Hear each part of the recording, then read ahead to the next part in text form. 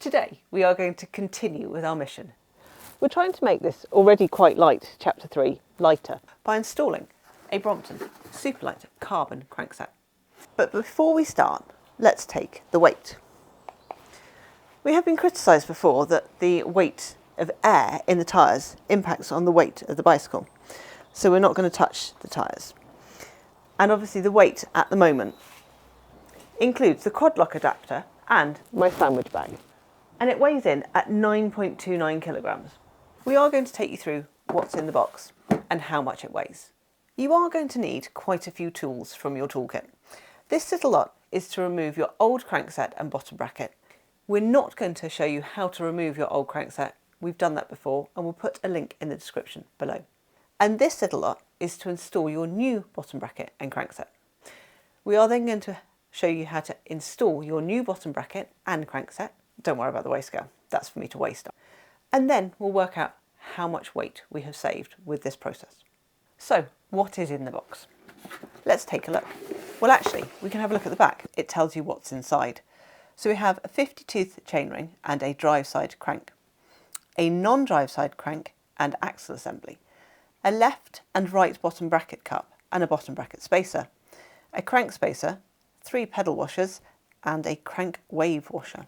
It says for A, P and C lines that additional work may be required and to see a Brompton dealer. We're pretty certain they actually mean that your bottom bracket may need facing. We are not going to do that. It also has a QR code to take you to a link for fitting instructions. And at the top, it tells you the features. For me, the one that I really want to see is that it should only weigh 797 grams. Let's actually take a look inside and see if we've got all the bits we're meant to. On the back are the instructions, so I don't need to use the QR code. However, I also noticed some additional instructions in the box. I think I have instruction overload. So we have our beautiful chainring and drive side crankset. And now I have more instructions. This looks like it's telling me how to change my chainring. We're going to make a separate video on that. We then have the non-drive side crank and axle. We have the bottom bracket spacer and the 2 cups and the wave washer. We also have a little bag that contains a chain catcher and a spacer. And of course our pedal washers. We're going to take 2 weights, the crankset and the bottom bracket separately. So let's see how much it weighs.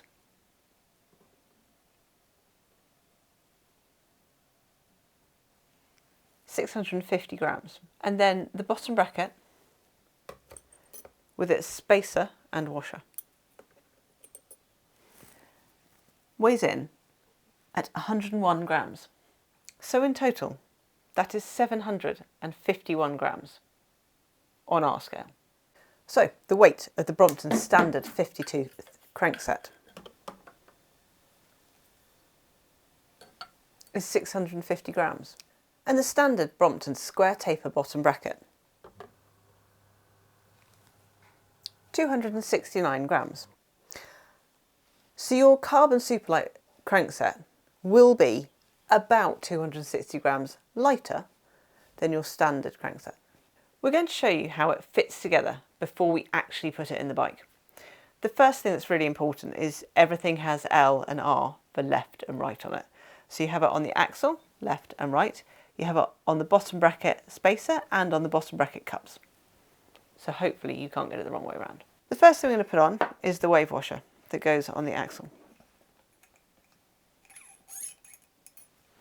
Then I'm going to take the left bottom bracket cup and pop it over the axle. It can be a bit tough to get on. It won't be like that when it's actually on the bike. Then we're going to install the bottom bracket spacer and the cup. We're then going to put the spacer on. We're then going to put the drive side crank on at 180 degrees from the other crank. It will then be done up using a 10mm Allen key. This is how it will look when it's installed on your bicycle, with your cranks going round your bottom bracket that stays still.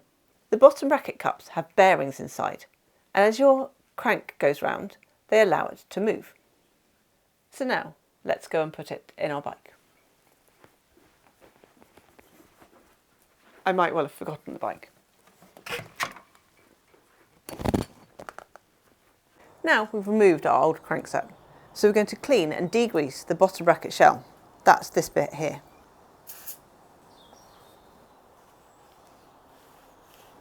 Next, I'm going to grease the bottom bracket shell. I like this one because it has a paintbrush and then I don't get dirty fingers. I'm going to install the left-hand bottom bracket cup, marked with an L, into the left-hand side. I'm going to turn it to the left to make sure the threads are seated. Once they are, I'm going to tighten it to the right. If there's any resistance, you should stop, clean the bottom bracket shell and start again. It goes in really nicely. Once it's finger tight, I can tighten it up with the correct tool for this bottom bracket. To do up the bottom bracket, you need a Mega Evo tool or an equivalent. I have an equivalent because it's red and it matches the bike. I'm now going to tighten it up to between 40 and 50 Newton meters. I've set my torque wrench to 40 Newton meters. Next, I'm going to put my bottom bracket spacer onto my right hand bottom bracket cup and then uninsert it. Again, I'm going to turn the bottom bracket to make sure it's threaded, but then it gets tightened up what feels like the wrong way, to the left. Again, if you have any resistance, you need to check the bottom bracket shell is clean and free from any dirt. I've reversed my torque wrench and I'm going to do this side up to 40 Newton meters.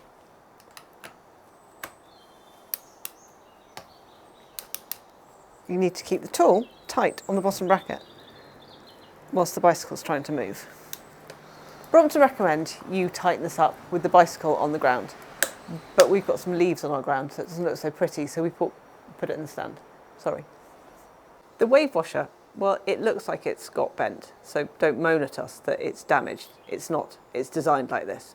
So we're going to put the wave washer on the axle, on the non-drive side, and then we're going to pop that into the bottom bracket. Just like that. It was much easier than trying to do it out of the bike, which was nearly impossible.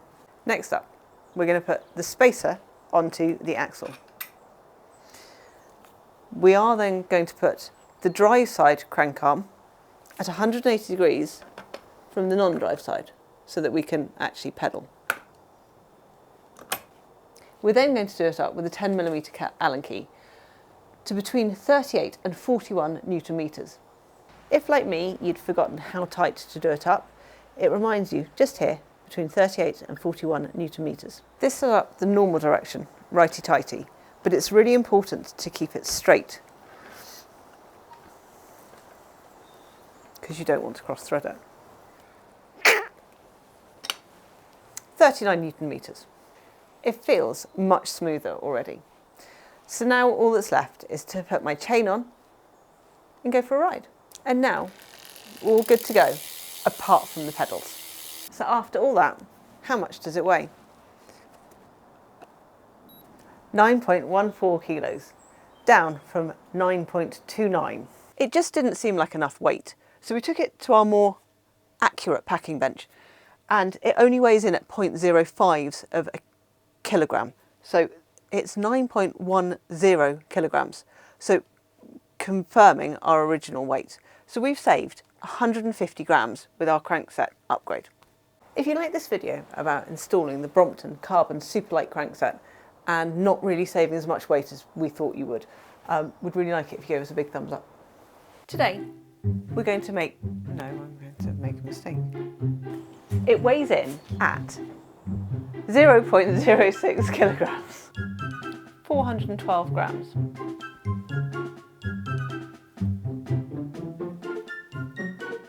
The bottom bracket cup, the bottom brackets. Next, I'm going to put my wave wash, how much it weighs, then there's something wrong, isn't there?